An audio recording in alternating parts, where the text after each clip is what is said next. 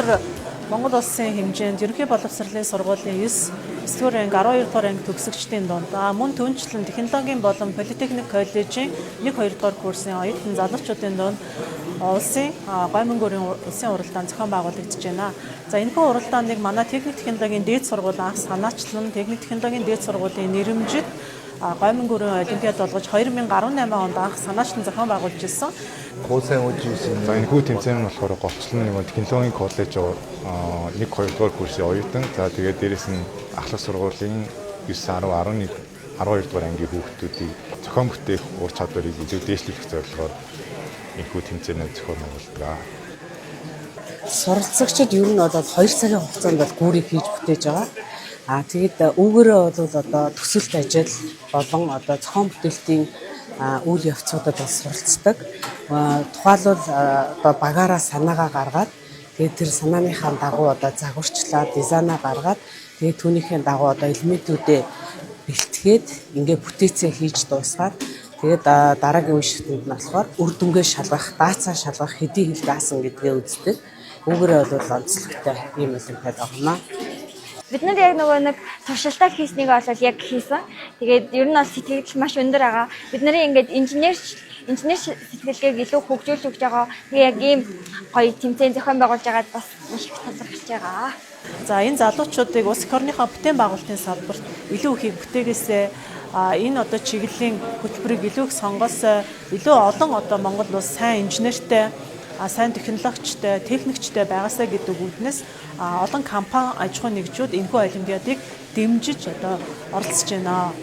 Монгол тухайн уралдаан нь ингээд пастгаар гүүрий за нэлээд ингээд ер нь бол нэг амархан энгийн юм шиг хэрнээ. Ер нь бол энэ болохоор ингээд нөгөө нэг хүмүүсийн аж ахуй амьдрал хэрэгтэй нөгөө нэг одоо барилга байгууламж дэд бүтцийн одоо нөгөө тооцооны ер нь бол жижигхэн эхлэн гэж хэлж болно. Тэгээ ер нь бол ингээд залуу хүмүүс ингээд тэр одоо ингээд барилга байгууламж ингээд нийгэмд хэрэгтэй ингээд барилга байгууламж бүтээхийг ер нь бол суурь нөлөө болох юм бол тэмцээн. Ер нь бол яг бид нарын ингээд сэтгэхүйг илүү ингээд нээж өгч байгаа. Тэгээд ингээд олон зүйл туршиж үзэж байгаа нь одоо илүү нөгөө нэг бид нарыг хөгжүүлж байгаа гэх юм уу. Одоо ирээдүйд инженер болох хүмүүс ч юм уу ингээд бас ингээд маш ингээд том суурийг нь тавьж өгч байгаа гэж бас харж байгаа. Тэгээд давхар энд бас физик хуйлууд бас давхар явж байгаа. Тийм болохоор ингээд ер нь бол ингээд тал талын авиасуудыг хөгжүүлж байгаа гэж бодож байна. Хоолндоо хэрэглээд идэг паста одоо гомингтэй нэг нэгээрээ байхад ямар имзэг вүлээ бид нар баг гомингоо чанахтаа одоо баг хугалчаад идэг тийм. Гэтэл энэ гомингоор маш өндөр даацтай инженерийн шийдэл бүхий гүүрийг байгуулна гэдэг бол гайхамшигтэй. Бид нар болохоор яг 25 ширхэг гомин орсон. За тэгээд ер нь бол 5-ныхаа баримжийг нэг сайн мэдэхгүй байна. За нэг 40-оос 50 г орчим жинтэй байгаа. За тэгээд ойролцоогоор хамгийн багадаа 18,000 кг даана гэж бид нар тооцож байгаа. Тэрнээс ер нь бол тийш даачих байхаа.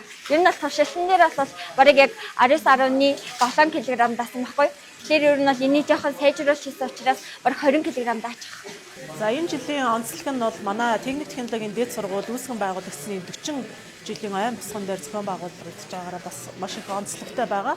За тэгээ энэ олимпиадыг бол энэ жил уул уурхайн салбарын одоо тэргүүлэгч манлайлагч компани болох Трансвест захиргаан одоо хангамж цэцлэгааны чиглэлийн эрчим хүчийн энергийн чиглэлийн компани их байгууллага за барилгын одоо 30 жилийн түүхтэй зад гүрүү за тэгээ мөн одоо худалдааны байгууллага банк худалдаа хөгжлийн банкны шиг одоо хоол үйлдвэрлэл үйлчлэгээний ингээд олон одоо аж ахуйн нэгжүүд бол энийг бас дэмжиж байгаагаараа бас их онцлог байгаа.